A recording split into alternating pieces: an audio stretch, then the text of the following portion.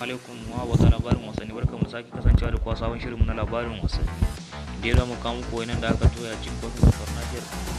Zai ku ji cewa kungiyar Barcelona ta yi kunnen doki da kungiyar Napoli ci 1-1, da ita ko kungiyar Bayern Munich ta kasan Almaniya ta bi Chelsea ta Ingila har gida ta doke ta da ci 3-0. Ga labarin dalla-dalla, kungiyar Napoli ta fara zira kwallo ne ta hannun Dries Mertens, da hakan ya ba dan wasan damun cin kwallo 121 a kungiyar karya tarihin Mary Hempstead.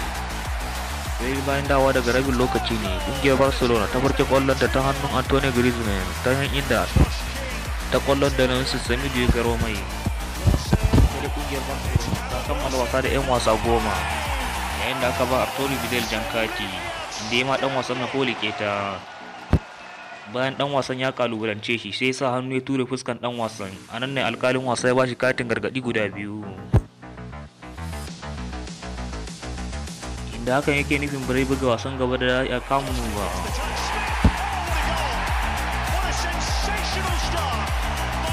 Kuma da dan wasan tsakiyar Barcelona dan kasar Spaniya Sergio Busquets, inda wasan gaba ta haramta a gare shi saboda katin gargadi da ya samu a wasa 2.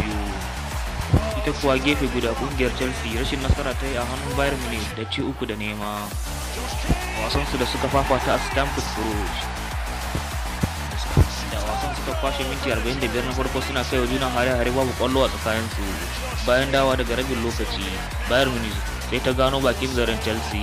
Serge Gnabry shi ya fara cin kwallo, minti 3 tsakani ya sake zira ta biyu, inda daga baya dan wasan Poland Lewandowski ya ƙara ta 3. Ita ma kungiyar Chelsea da kuji cewa ta ƙara sa wasanta da 'yan wasa 10, inda aka ba Marco Alonso jan kati, inda ya ma Lewandowski keta.